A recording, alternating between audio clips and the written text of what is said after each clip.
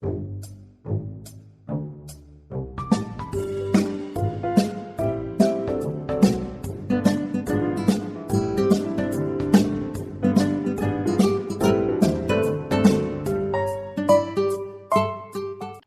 guys, we're live. We are working on streaming the Brian Drip sentencing hearing right now. And we're just working on getting the right thing up here. Prior to the victim impact statements, the state, given that Mr. Drips indicated to pre-sentence investigators that he has little or no memory of the murder basis prior to the victim impact statements, if the court would allow that. I'm not sure what that accomplishes, but I don't have any objection. Mr. Archibald. That's fine, Your Honor. All right, go ahead. Thank you, Your Honor. Your Honor, the following facts are derived from the preliminary hearing transcript at which Mr. Drips was present and represented by counsel. If this case went to trial, the state would intend to prove the following facts beyond a reasonable doubt, just in brief. On June 13th, 1996, Angie Dodge was found dead in her apartment on I Street in Idaho Falls, Idaho. Angie was partially dressed and had multiple incision wounds and lacerations on her neck and torso. This included an incision that began at the left side of Angie's neck, under her jaw, below her left ear, and continued all the way across her neck to below the right ear, severing all major muscles, arteries, and veins of the neck. This incision nearly decapitated Angie. There was also a stab wound to Angie's chest and breast area that entered the chest wall. Angie's death was ruled a homicide, and it was determined based on the state of undress and the semen on Angie's body that she had been raped prior to the murder. Stab wounds on Angie's right hand showed that she had tried to defend herself from her attacker. Investigators collected forensic evidence from Angie's body, including hairs and semen. A DNA profile was created from the forensic evidence. The defendant, Brian Drips, was questioned shortly after the homicide. He lived across the street from Angie at the time of the murder. He told investigators at that time that he had been intoxicated with alcohol and controlled substances at the time of the murder, so he did not see anything that evening and was not sure where he was or what time he returned that evening. In 2019, a genetic DNA profile was created, which in May 2019 led to Brian Lee Drips Sr., the defendant, as a possible suspect. A surreptitious DNA sample was collected from Mr. Drips.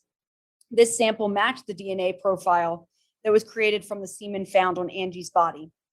Drips was taken into custody and questioned. Drips ultimately admitted on video that he went to Angie's apartment on that night with the intent to rape her, that he took a knife, and that he did in fact rape Angie. Drips admitted that he held the knife to Angie's throat during the rape and cut her throat. Drips indicated that no other individuals were with him at the time of Angie's murder.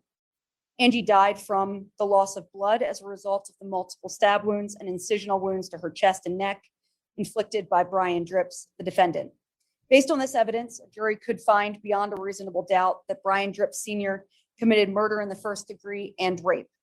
Specifically, as alleged in the information, a reasonable jury could find that the defendant, Brian Lee Drips Sr., on or about the 13th day of June 1996 in the county of Bonneville, state of Idaho, did unlawfully kill and murder Angie Ray Dodge in perpetration or the attempt to perpetrate rape as charged in count 1 of the information, and that the defendant, Brian Lee Drips Sr., on or about the 13th day of June 1996 in the county of Bonneville, state of Idaho, did penetrate the vaginal opening of Angie Ray Dodge, who resisted, but whose resistance was overcome by force or violence, as charged in count 2 of the information. Thank you. Thank you. And as the record reflects, you did plead guilty to those charges. Yes, Your Honor. Thank you. Right. So your victim impact statements, Ms. King, Yes, Your Honor. you want to introduce those? Yes. Todd Dodge.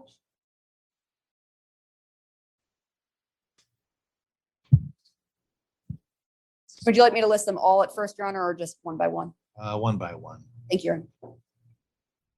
And Todd Dodge is the brother of Angie Dodge.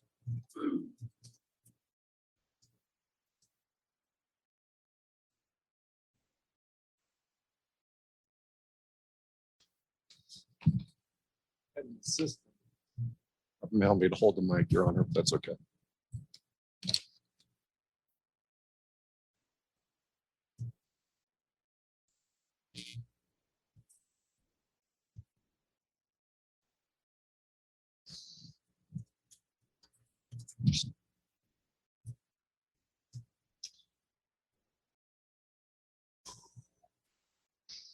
Honorable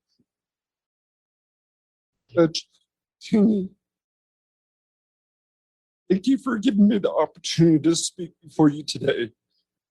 Would first like to read a quote that I feel is relevant to today's proceedings. Quote, "It's not the person refusing to let go of the past, but the past refusing to let go of the person." End quote. Author unknown. I'm going to attempt to take the last 25 years of chaos and try to turn them into a comprehensive and coherent victim impact statement. My name is Todd Dodge. I am the second oldest of 4 children, and Angie was the only sister that I had. She was 9 years younger than me, and because of our age gap, we were not close as children. I have fond but few memories of her, which I hold close to my heart. I loved her, and I painfully, mournfully wish I wasn't robbed of the chance to get to know her more deeply. Today, I long to hear her voice and see her smile. I, like many others, am a forgotten victim that has sat in the shadows, hiding my own pain, sorrow, anger, and devastation. I have participated in numerous court proceedings, driven hundreds of miles, and moved across state lines, trying to give support where I could. I have given a victim impact statement in a trial that resulted in a false conviction for the murder of my sister. Often, I was persecuted for my efforts throughout the last 25 chaotic years. It is sad to now know that those previous efforts were all in vain because Angie's voice is still silent. Your Honor, I have suffered from PTSD, depression, anger, anxiety, and antisocial behaviors as a result of the chaos of the last 25 years. I often feel like an extra in a movie as I watch another chapter of my disturbing life unfold with each new television series or news article that showcases my family and the tragic death of Angie. I have to experience again and again painful childhood memories and years full of abuse and neglect I endured at the hands of my parents. When childhood photos appear on the television screens or newspapers glamorizing our family and this horrific event that is a complete facade and hides the reality of it all. The broadcasting of my childhood is a ceaseless and tormenting reminder of the physical and emotional scars I carry from my childhood. I am forced to remember my youth and the 8-inch scar that I wear on my back. I am forced to remember the brutal, murderous death of my sister.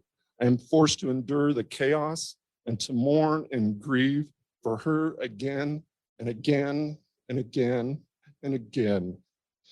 I have ached in anticipation for too many years for justice to come.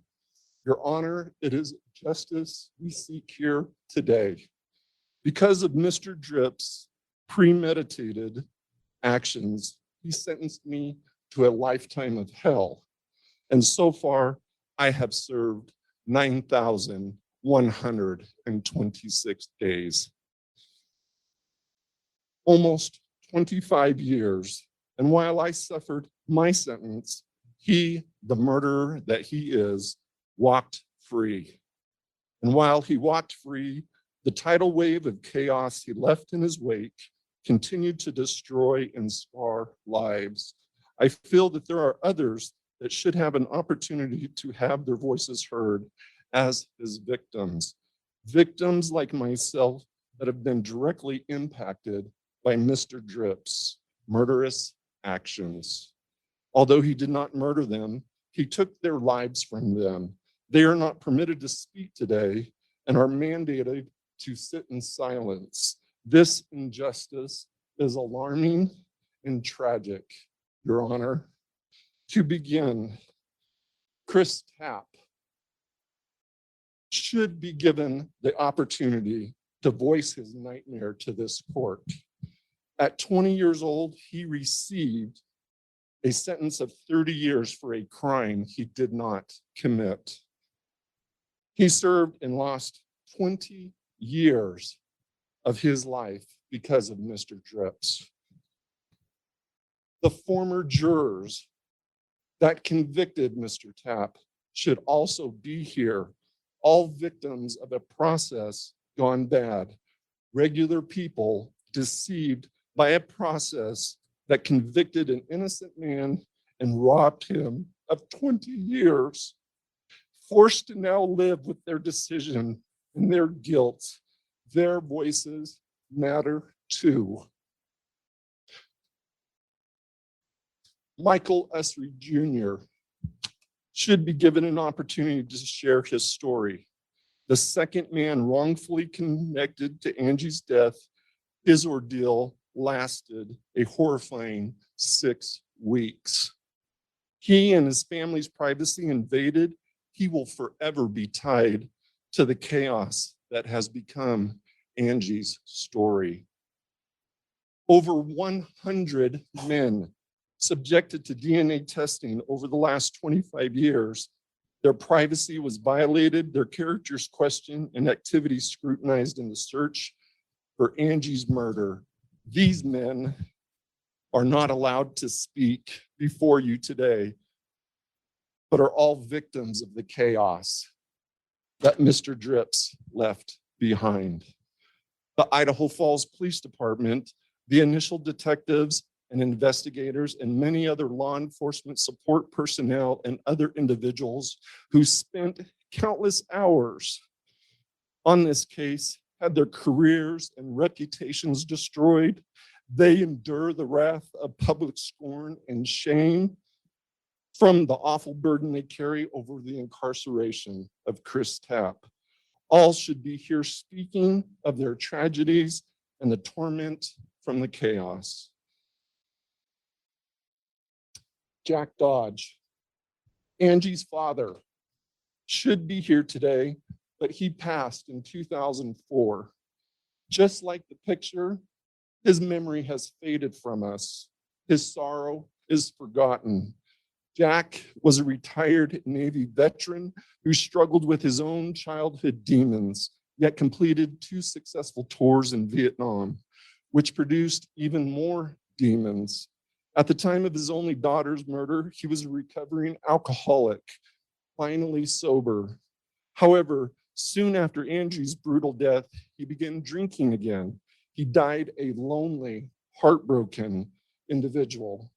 Personally, I feel Mr. Drip's is the final demon that destroyed Jack and bears some responsibility for his isolation and death.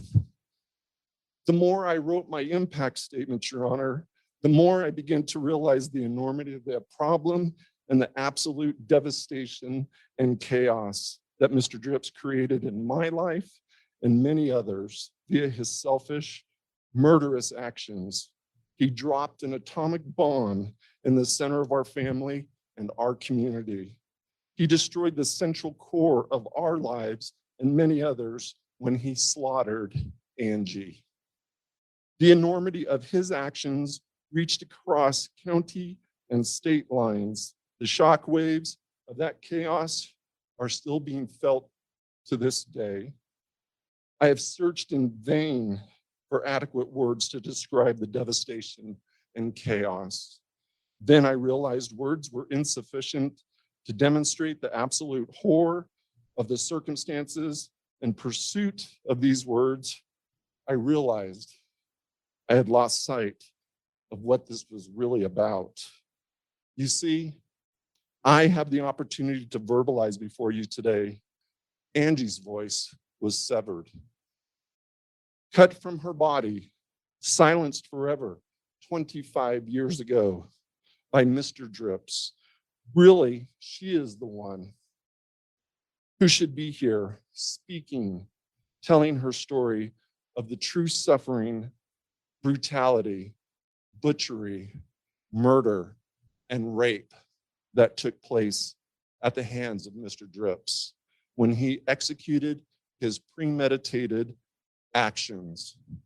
It's disturbing that in the weeks prior to Angie's death, she was fearful that someone was stalking her. An anonymous letter left on her car scared her enough. She reached out to one of her brothers who drove to town to check on her. My little sister was living in fear. And then on June 13th, 1996, she was found brutally murdered and raped. And if the court will allow, and with some assistance, I ask you to permit me to display a graphic representation of the enormity of the problem. The picture represents the devastating chaos I've had to deal with the last 25 years. Your Honor, I would like to present it now. Will the court please grant permission and assistance to display this? It's hard to know what you're going to show me. Any objection, counsel? I believe the photos have been submitted as part of it.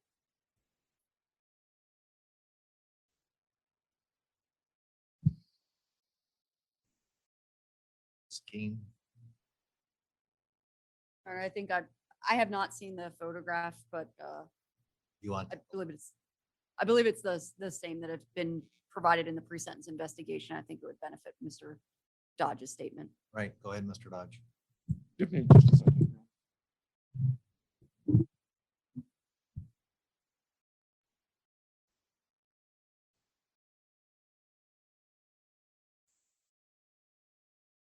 Or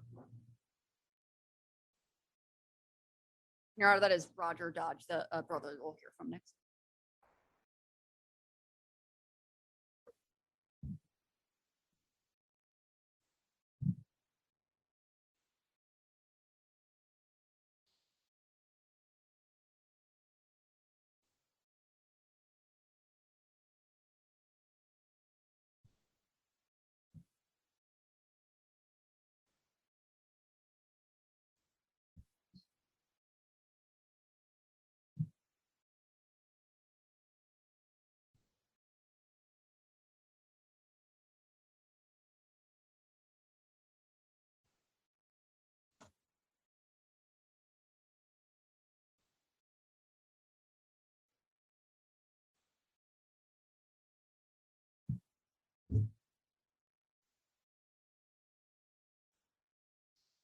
Meet Angie, my little sister.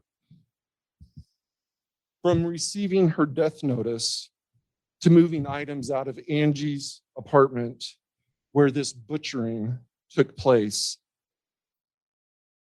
And more recently, the guilt of really realizing I had an encounter with Mr. Drips the day that we boxed up her things. It continually disturbs me to know Mr. Drips lived just across the street and planned this horrific event, stalking, preparing, and then executing his evil plan.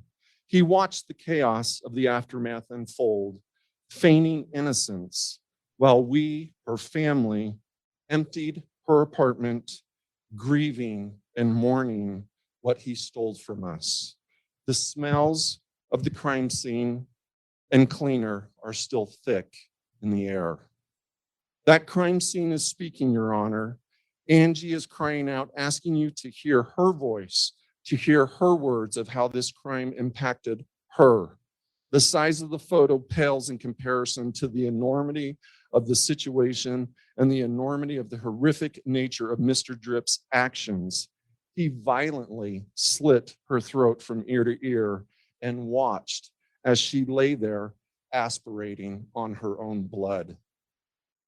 The horror and pain she experienced haunts me as an older sibling, as a brother, as a human. Mr. Drips did not call for medical assistance. He did not seek out medical care so that she would be able to live. No, he did not. He raped her and he gained control and silenced her, likely while she was laying there. He raped her.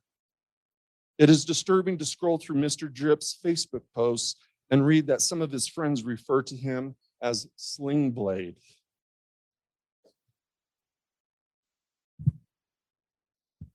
This is before Mr. Drips was arrested. Sling Blade, the movie, ironically came out in 1996. It depicts a male that uses a knife and viciously murders several individuals. Is this just a coincidence or just another level of the chaos? Not only did Mr. Drips destroy the sanctity of Angie's life, he further destroyed my immediate family members. He destroyed my children's trust and safety of their own childhood. To this day, my older children who are reaching 30 years of age do not visit the Idaho Falls area. It is a dark reminder of where something bad happened to their aunt they never got to know. To them, Mr. Drips is the boogeyman. There is only one man that is responsible for the complete and utter destruction that has taken place. The collateral damage of Mr. Dripp's actions extends far and wide. The physical and monetary devastation that has been inflicted upon us in this community is astonishing. For the last 25 years, Mr. Drips has stayed intentionally hidden from us. Mr. Drips had never intended to come forward. Mr. Drips was completely happy living his life of lies while those in Angie's circle swirled in chaos. He kept silent for 23 years while the chaos in our lives raged on. Had it not been for advances in forensic technology, Mr. Drips would never have been apprehended, would never have confessed, would never have come face those whose lives and community he destroyed and brutalized. He has no intention to right his wrongs, holds no remorse, offers pathetic excuses, and recently made comments to the PSI investigator that he only deserves 10 years. He continues to victimize Angie, our family, and this community. Mr. Drips is the definition of evil. He never wanted to confess his crimes to this court or take responsibility for this atrocity against us and this community. He was completely happy to sit back, retire, watch another man do time for a crime that only Mr. Drips committed. He was happy seeing our family and other families in complete ruins, devastated and torn apart by the chaos that he left behind, showing no remorse, no regret, no concern for anyone but himself. He has been the director in this real-life horror he created for us all. This past February, Mr. Drips was given the opportunity to confess his crime, to stand and allocute his guilt. Instead, Mr. Drips gave a lackluster, half-hearted, pathetic, non-committal allocution statement. He had to be prodded by the court to give additional details that still fell tremendously short of the horror and rage you can see that he delivered to my sister.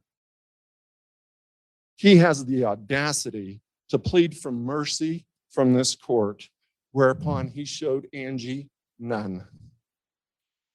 Our family, Chris Tapp, Michael Esri, and IFPD, and many, many other men, absolutely no mercy. He has the audacity to ask you to send him to a special medical unit. What special medical attention did he provide Angie? He used the excuse that he was using cocaine and alcohol at the time, which is yet another convenient attempt to excuse this horrible, premeditated crime. He provides no evidence to prove his statement. Are we to believe he was on cocaine and drunk for weeks while he stalked and insidiously planned to violate Angie? It's simply Mr. Drips, once again, downplaying and excusing himself for his role in this crime and the chaos that ensued. It is offensive. I can look back and complain about the last 25 years. I can blame the process, the police, and the misleads, and the wheels of justice. It is nothing compared to what Angie, my little sister, had to endure that night. Ultimately, the only person that bears responsibility for this absolute chaotic destruction, loss, and pain in my life and many others is Mr. Drips. It lies solely on his blood-soaked hands. Your Honor, I beg this court to deny this plea agreement. I am not in agreement with it. I voiced my concerns to the prosecution during mediation. I was discounted. I was deceived. I was dismissed. Once again, forced to sit in the shadows, made to feel like my voice, the voice of others, and especially Angie's voice, does not matter. This plea agreement falls tremendously short of the debt Mr. Drip owes. I ask you, Your Honor, to give Angie her voice back. Give back to Angie what Mr. Drips severed 25 years ago. You are the only one that has the authority to do so. I ask that you make Mr. Drips sit for a jury trial. I ask that you allow a jury of his peers to determine his fate. If Mr. Drips can't give a proper allocution of the events that took place on June 13th, 1996, then let the crime scene speak for him. Let Angie finally have a place at the table and not on the floor. Let her speak from the grave. Let her voice be heard about the absolute brutality she suffered that night. Let the wrongs of the past be corrected so that all victims can finally live in peace. Let the true story of these horrific events finally be revealed to tell the real story that Angie has wanted told for so many years. Let her voice be heard and let the chaos end. Your Honor, thank you.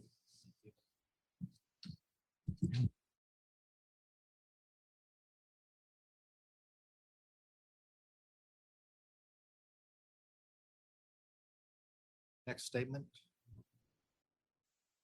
Roger Dodge, Your Honor, Right. another brother of Angie's.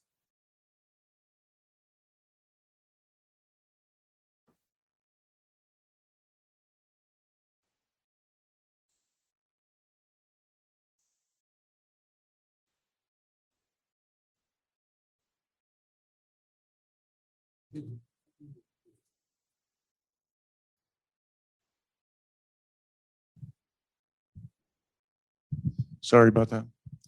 Thank you for this opportunity to speak, Your Honor.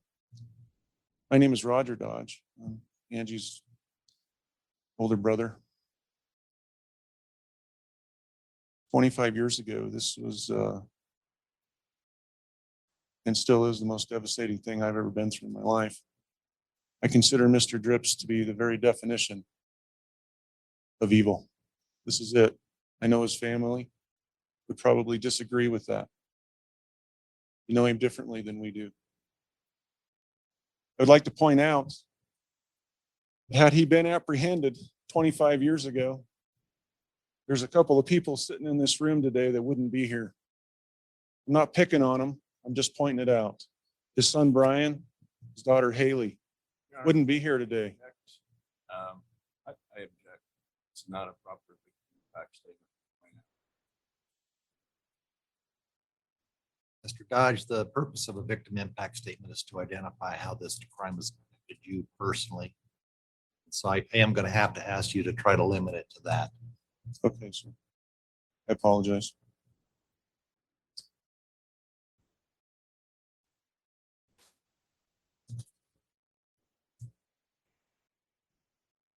Two weeks before Angie was murdered, I went to visit Angie with my ex-wife, and she was pregnant. One of the sweetest things that I can remember is Angie bending over and kissing my ex-wife's belly. She could not wait for my daughter to be born. Miriam was born on the 17th.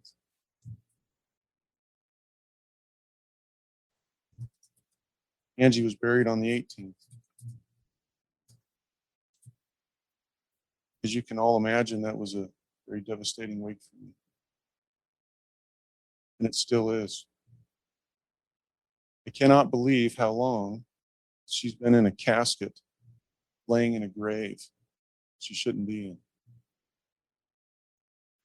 I too feel that a court hearing, a jury trial, would be more beneficial than what we've had here. I disagree with it wholeheartedly. It would be more closure, not only for myself. I think it would be justice for Angie and for this community, actually. To be robbed of a jury trial is just wrong. I don't see how else Mr. Drips can face this. I really don't. When I replay in my mind the crime scene photos that I've looked at and the morgue photos, it's indescribable. All you could want is justice for the crime. That's all you could ask for. When you look at those photos, her slit throat, blood between her legs, a large slash on her breast, knife wounds in her hands, blood on her face, in her hair. Anyone in this position would want justice. This is not a mystery. Obviously, hindsight's 2020. It was Occam's razor all along. He lived right across the street.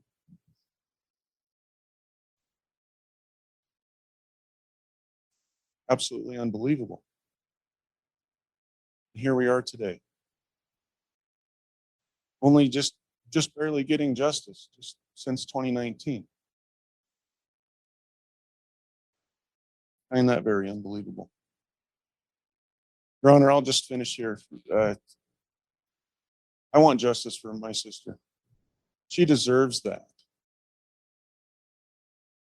Having the death penalty taken off the table. Hey, we were supposed to be in a jury trial this week, if I'm not mistaken. I was looking forward to that.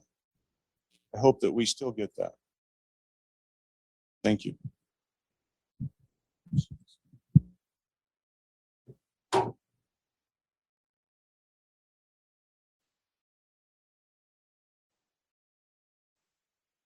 Ms. Keen, Carol Dodge, Your Honor, the mother of Angie. go ahead, Ms. Dodge.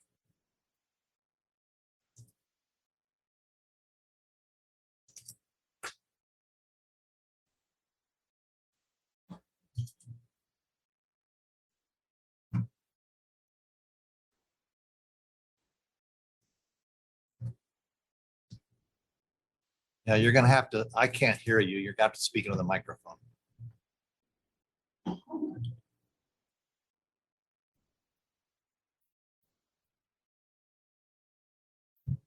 past 25 years. I had an impact statement prepared, but I couldn't have said it any better than my son Todd. My son said it all. The pictures that are in our mind, Angie's crime scene pictures, the way you left her. The last night I saw her, shortly hours, Brian Drips, before you brutally killed her. She was at my house. Last word to her were, "I love you." Held her in my arms. Never again did I ever get able to hold her again because of your actions, your evil actions, your selfish actions. And I can't forgive you. Ever. Like I said, Todd and Roger said it all. You have shattered our family. It may have been broken before it happened, but it is literally shattered. And there is no way to pick up the pieces ever again. You, Brian Drips, need to serve eternal. You think your pain here on earth? You better look up at me. Still looking up. She doesn't. We have to go through 25 years of pure hell trying to find justice. Looking for you.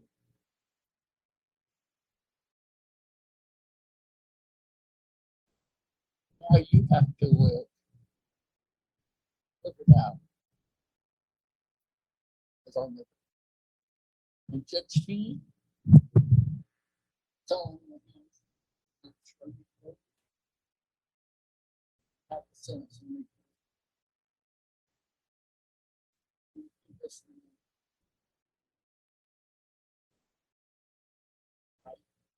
You know what's honorable. You're a child.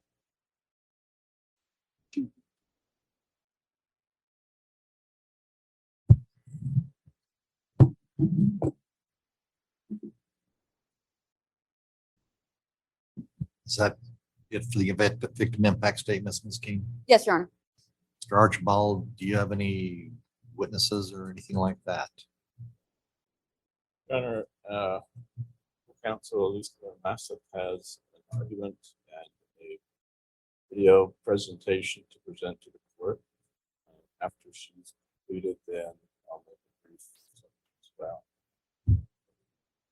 All witnesses we have here, they have submitted statements to the court. The court can acknowledge that those statements presented have been read, considered by the court.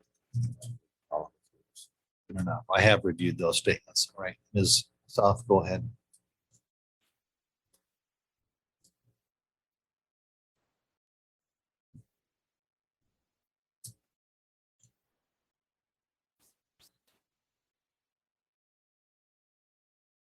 Your Honor, I'm sorry, just not to interrupt Ms. Massoff. The state had argument as well. Well, is the court going to hear? Yeah, we'll hear Mr. Archibald, then I'll turn it over to you. Okay, thank you, Your Honor. I wasn't sure the order.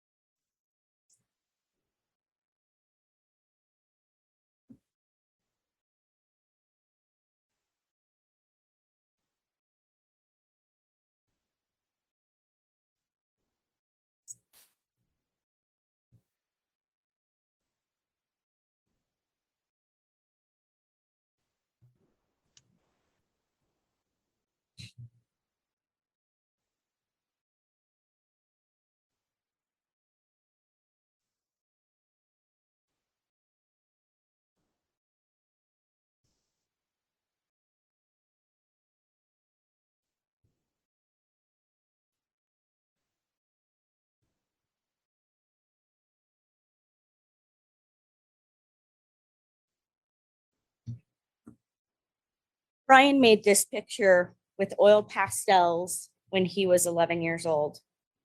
He was described that year by a teacher as a pleasure to have in class and considerate of others.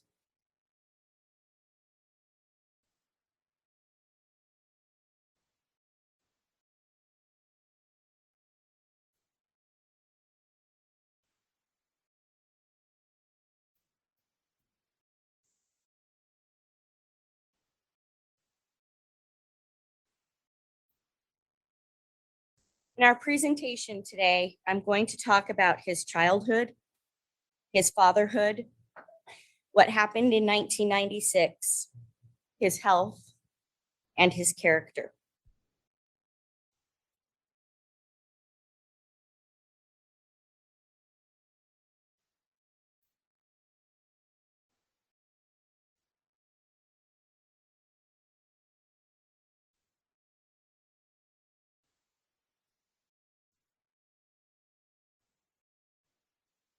Brian was born in Kirksville, Missouri in 1995. His mom was 17 and his dad was 19. The picture here with the circle 1964 is his father, Philip. He and his mother and father divorced before Brian was born, and his father never had a presence in his life. For some reason, my slideshow is playing. Right.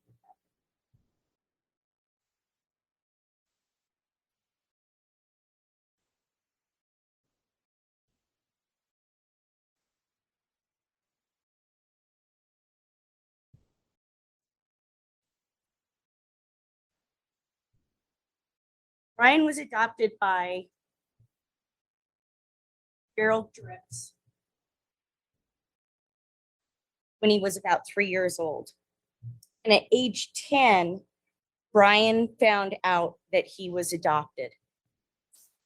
He was moving back to the area with his family, and his mother did not want him to find out from someone else that he had been adopted. So he learned that his real father was Philip Usry. Philip did not want a relationship with him.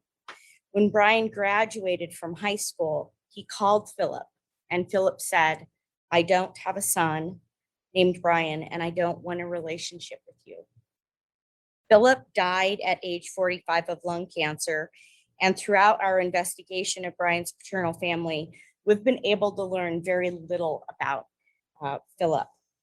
What we do know is that Gerald Drips continued to be a presence in Brian's life, in and out of his life, but is a presence to this day. And Gerald Drips produced with Linda, his sister, Nikki. That relationship went through divorce, reconciliation, and many moves.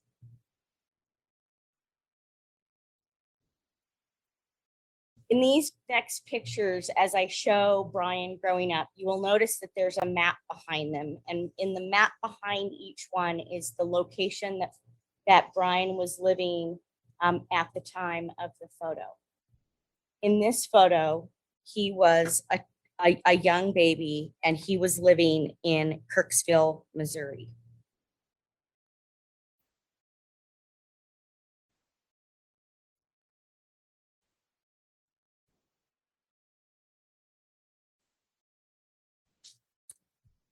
In this photo, he's in Granville, Illinois, as a big brother to his younger sister, Nikki Drips.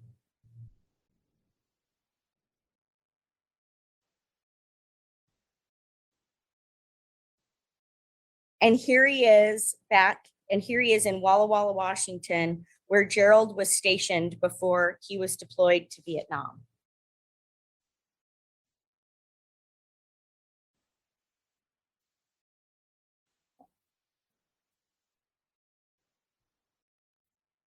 In 10th grade, Brian moved to San Bernardino, California, again, so that family could be by Gerald. Brian attended high school at Eisenhower High School with 2,000 other students that year. The size of the high school was overwhelming to him. The atmosphere and the culture change shocked him and scared him. By the time he lived in San Bernardino, in this picture here, he had moved over 18 times in his young life. It was soon after graduation that Brian joined the Marines in 1984. He did basic training at Camp Pendleton and was stationed in both the Philippines and Okinawa, Japan.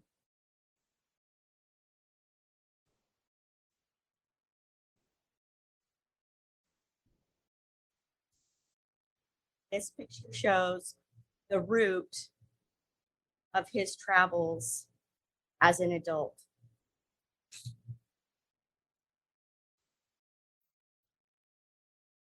Brian ultimately ended up in Idaho in the early 1990s and started working in construction. He met his one and only wife, Nicole, in Idaho Falls in 1995, and they had their first child, Courtney, in 1996. By 1999, Nicole and Brian divorced. Nicole left in 1999 3 children, a 6-month-old, a 1-year-old, and a 2-year-old. She left them all behind, and Brian and his mother raised them together. To this very day, Brian does not understand why his marriage to Nicole fell apart. He never remarried. He never really got back into the dating scene. He focused on fatherhood and working.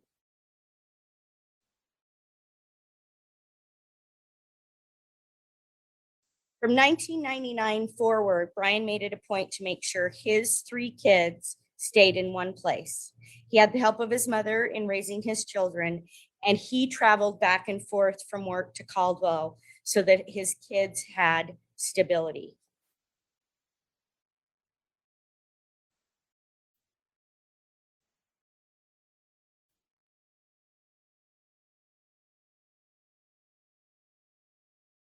Brian showed his children what it meant to be a hard worker. Here he is on a job work site in the northern Idaho area.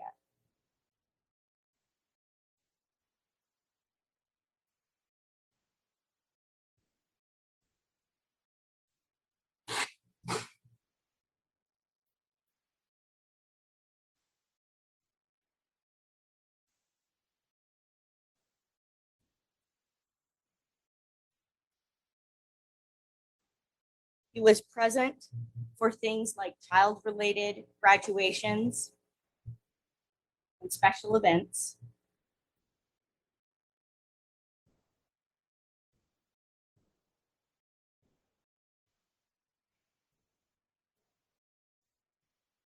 Haley graduating.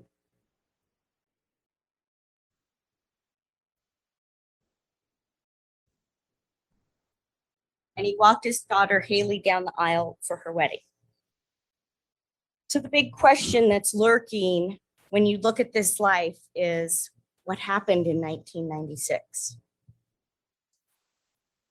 And in 3 months in 1996, things really fell apart for Brian. On April 3rd of 1996, Nicole left Brian and he began living on I Street. He didn't have the skill set to deal with loss. He didn't know what to do. He didn't understand, and he turned to alcohol and drugs. In May of 1996, he was continuing to cope with the loss and Nicole's leaving at 8 months pregnant by drinking and drugging. And on June 13th, when the crime committed, he drank so much and closed the bars and imbibed in so much cocaine that he was peeled off the floor of the bar before he left that night. So when he reports that he doesn't have a clear memory, it's a frustrating report, but it's a very realistic report because the depths of the intoxication.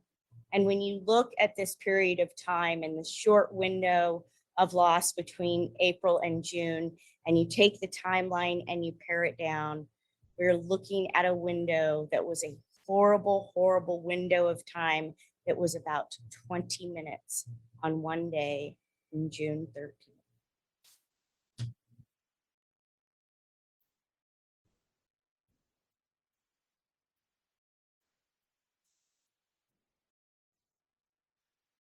Over the years, Brian's body has literally fallen apart. He had a very well-respected career and was known as a superintendent on large concrete and heavy construction jobs. He built an addition on his mother's home. He built animal corrals.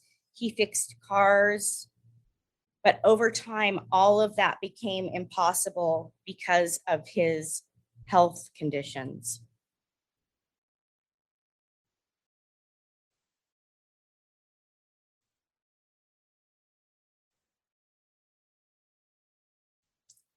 When you look, as I talk about this health, when you look at these slides, they're broken in the bottom shows breaking this into categories: diabetes and heart conditions, joint pain and surgery, digestive and nervous system, migraines, and mental health. And in the 4 categories, there's a red line that depicts over the course of his medical records an event. As I talk about the events, I'm only talking about some of them, the major ones, but all of these slides reflect, out of thousands of pages of medical records, the events that have occurred in his life physically. So a first significant event is in 2005. He has a rotator cuff repair. In 2006, he has a colonectomy and is suffering from diverticulitis. And in 2010, he becomes formally disabled due to severe body pain and continued documentation of high blood pressure.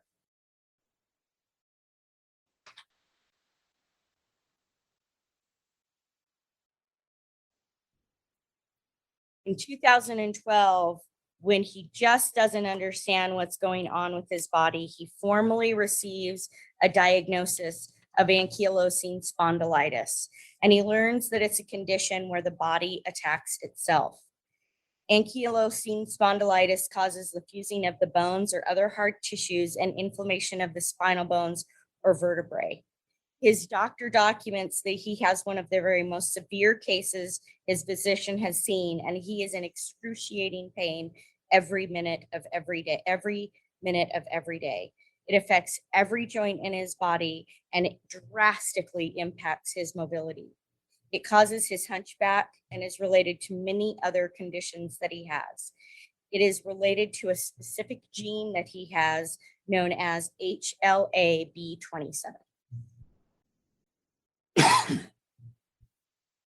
In 2013, he has suffered a lifetime of migraines that have been treated by the Spine Institute. He has shoulder surgery and a hip replacement.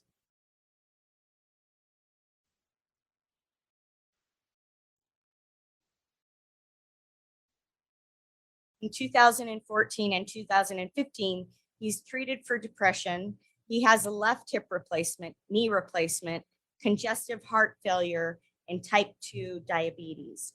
And that throughout his medical records, there's a documentation of depression that he's suffering in large part with a variety of things that are going on in his body, and an inability to know what is wrong, and an inability to figure out anything that can potentially help him.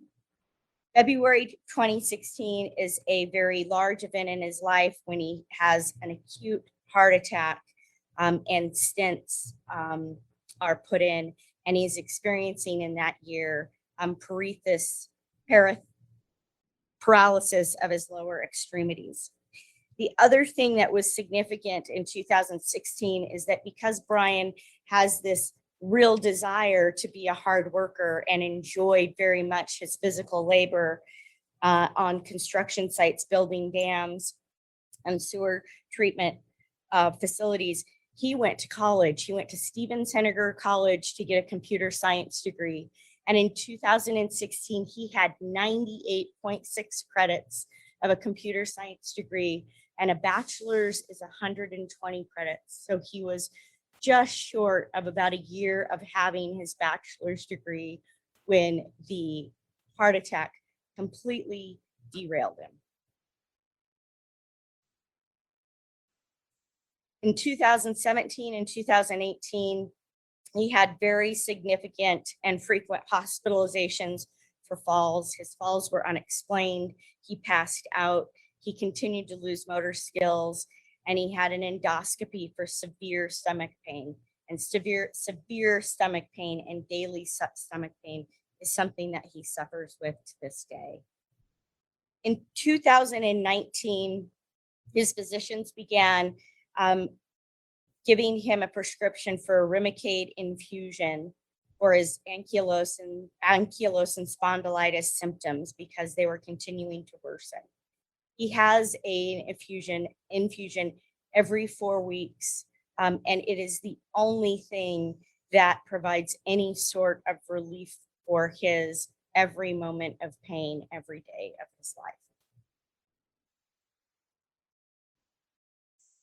Recently, while incarcerated, he had another heart attack in November of 2020, and he had a placement of 5 stents. He also, while incarcerated, has suffered from kidney stones and had another endoscopy for severe stomach pain.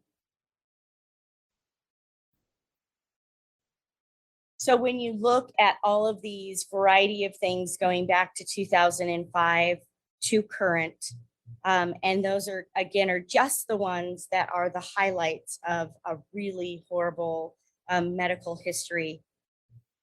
He is suffering to a very great degree significantly, and the 20-year sentence and agreement that we discussed takes that into consideration, that it will be almost impossible for him to outlive that 20-year sentence. And over the course of Mr. Archibald and I's representation, we've watched him continue to decline, and we have had multiple discussions about the fact that we could get a call any day that he did not make it through the night while incarcerated and in jail, because his health truly is that fragile.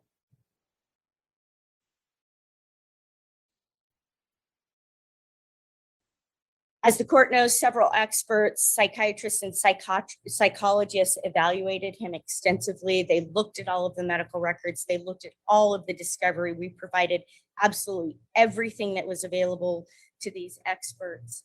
And Dr. Camille Lacroix reported in her list of his diagnoses to the court that at this point in time, he is taking 16 different medications, including a high amount of Remicade that he's infused with. She noted that his full list of medical diagnoses is 7 items long. And Dr. Watson, who did extensive psychological testing on Mr. Drips and came in and spent time with him in the jail for several days, giving pen to paper tests and a lot of physical tests, noted to the court in closing, he wanted the court to know how precarious Mr. Drips' medical condition appears to be.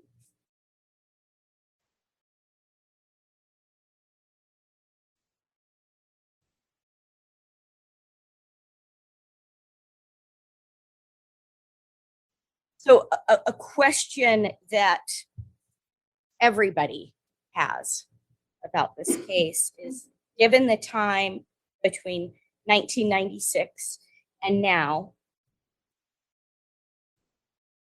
what was Mr. Drips out in the community doing? Was he hurting other people? Was he doing other bad things and committing other crimes? Did he lead a life of violence? And the answer to that is no, the opposite. Led a life that was the opposite of what happened in 1996.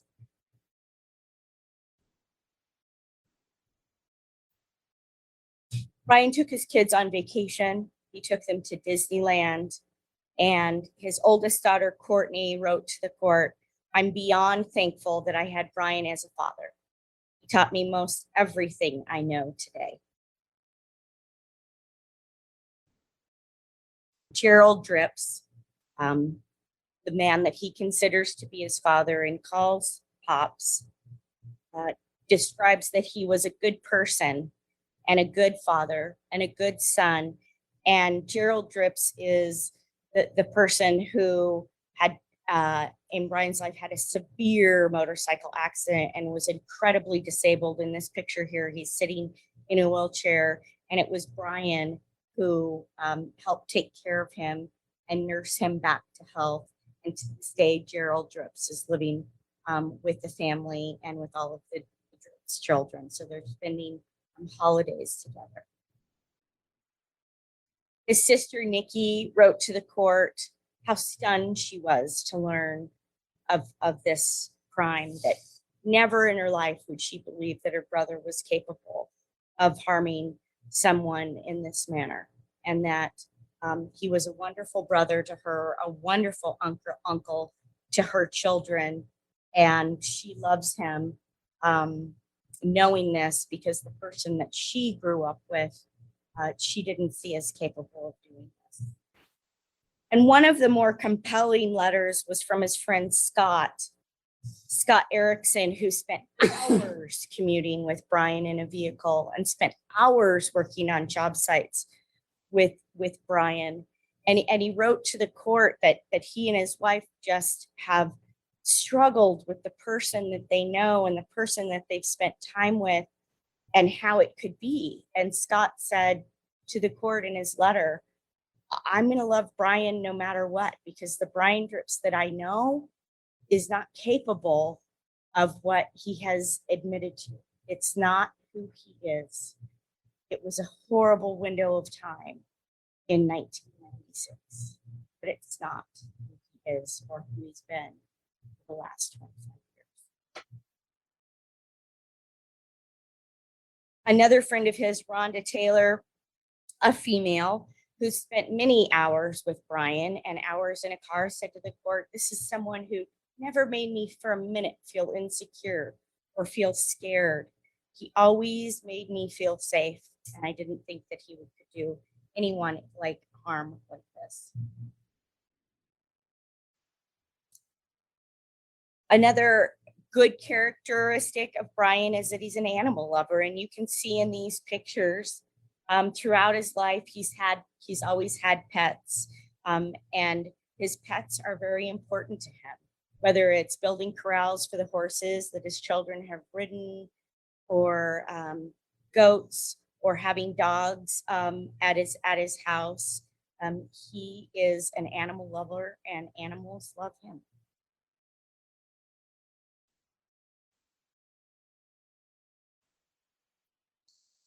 And significantly, he has had his first grandchild. His daughter, Haley, who is here, had baby Jameson just a couple of months ago. And Haley wrote also a very compelling letter. And the interesting thing about Haley is that Brian is very soft-spoken, very quiet, does not use a loud voice.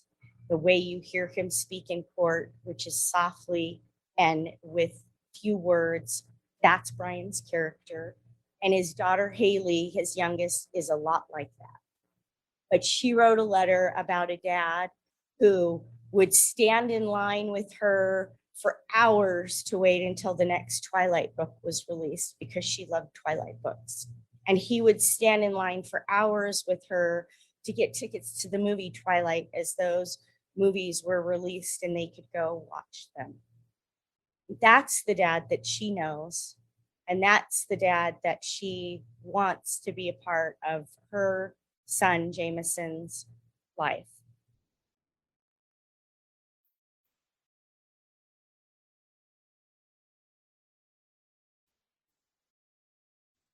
Importantly, Dr. Lacroix concluded in her report for the court, after she spent hours interviewing Brian, after she spent days looking at records, after she reviewed all of the testing that Dr. Watson had done, she concluded that in the event that he lives 20 years, his lack of violent offenses, his health, his age, and his character all place him in a low risk to reoffend or ever hurt anyone else. Brian did commit one of the most serious offenses possible in 1996, but he didn't repeat it. He didn't hurt anybody else. He was a devoted son, a solid father figure, a solid friend. He kept his kids in one home, in one location, and the love and the stability that he gave to them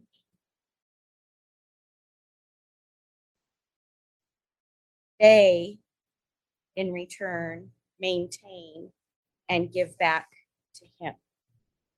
And before I defer to Mr. Archibald, who has a few comments, and ultimately to Brian, who's going to talk to you, I want to express that in my 21-year career, it's been a privilege to represent him in this case. He's been cooperative. He's been collaborative. He's been honest. He's so incredibly remorseful. And he's kind. I am proud to stand next to him. And I encourage you to follow this plea agreement. Thank you. Mr. Archibald, your recommendations for sentencing? Thank you, Your Honor. I too, am asking the court to accept the plea agreement. This plea agreement is a compromise. It was initiated from a mediation, well-qualified mediator. Co-counsel and I and Brian were prosecutors and much